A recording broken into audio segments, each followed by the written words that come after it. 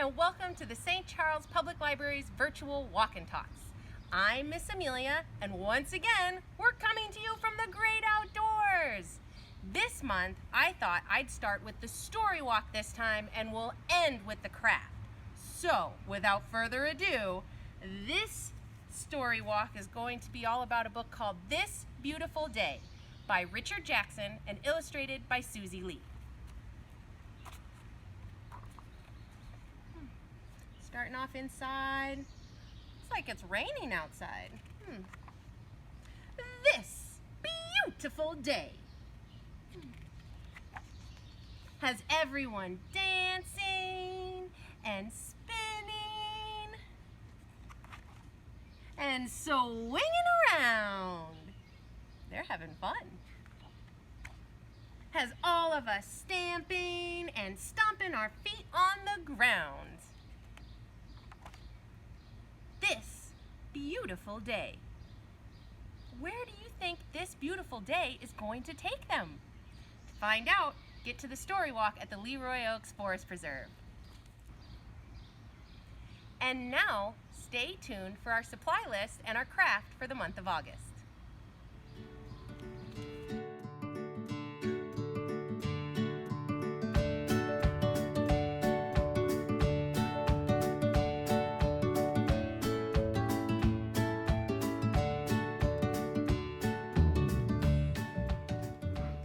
Okay, so let's get started. We're going to turn all of this stuff that you see in front of you into a bird feeder.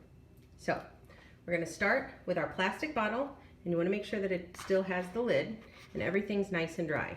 We're going to take that little push pin and we're going to put a hole right in the bottom. All right, once you've got that hole started, you're going to take the sharp point of your scissors, make sure to be careful, and if you need an adult, ask for help. We're going to put, can you see that hole? Yeah. We're going to put the scissors right in that hole, and we're not going to have to cut anything. We're just going to twist it around to try and make that hole a little bit bigger. We want it to be the size of our pencil stick here. You can use a dowel rod, you can use a pencil, we can use sticks. Oops, looks like I need to make it just a little bit bigger. All right, see, we can go all the way through, and we want it to go all the way through to push through. So I'm going to push this through and kind of line up and find my spot. I'm going to poke my pin through, and then we'll use our scissors again to make the hole bigger.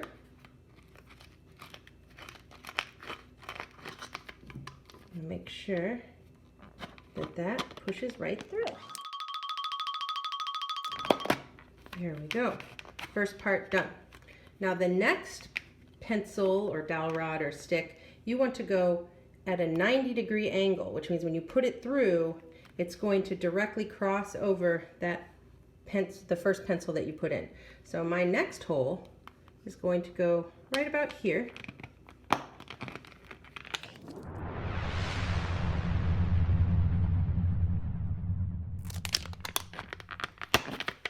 All right, now you can see they make the cross, so you know you put them in the right way. That way you can have birdies here, and here, and here, and here. Okay, the next thing you want to do is create the holes for the birds to be able to get their bird seed out of. So we're going to use the push pin again, and you want to go about an inch above where your stick is, right about here, and you're going to poke a hole, and you're going to do that in front of all 4 little perches. We'll go right about here.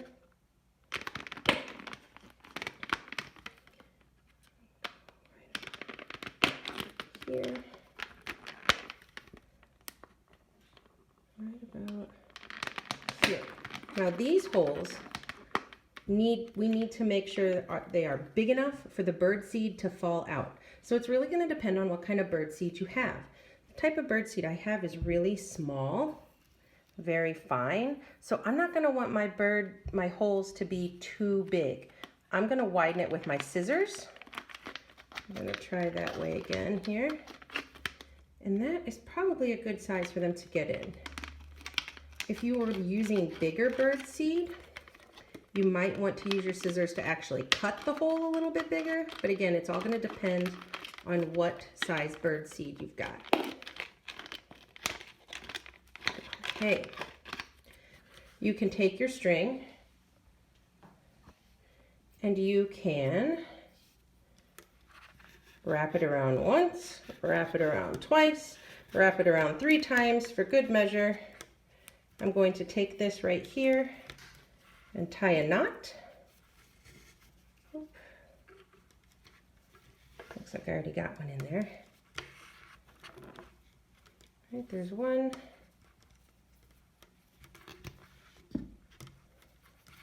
And now you have a way to pick up and hang your bird feeder. All right. And the very last step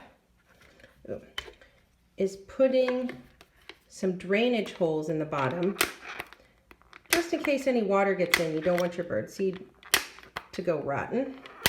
So I just poked a couple holes in the bottom to make sure if any water gets in that it drains out. All right, and now the fun part. We get to fill it with bird seed. I'm going to use a funnel to make sure that everything gets in there. And let's see here.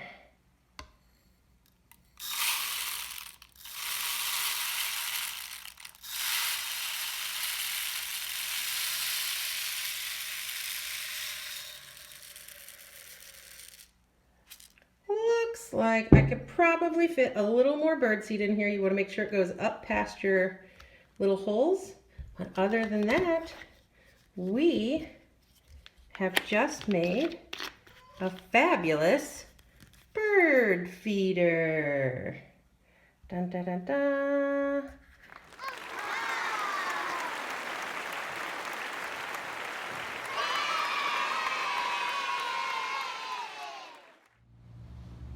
Hi guys, I'm here to show you how to find the story walk. So, once you get to Leroy Oaks, I want you to drive past the Durant House Museum parking lot and turn left. And you're gonna follow that road all the way down to the very last parking lot. And that's where you're gonna find this information kiosk right here. And if you turn around and look right behind you, you can see that there's a bridge. And right past the bridge is where the story walk starts. Come on, let's go.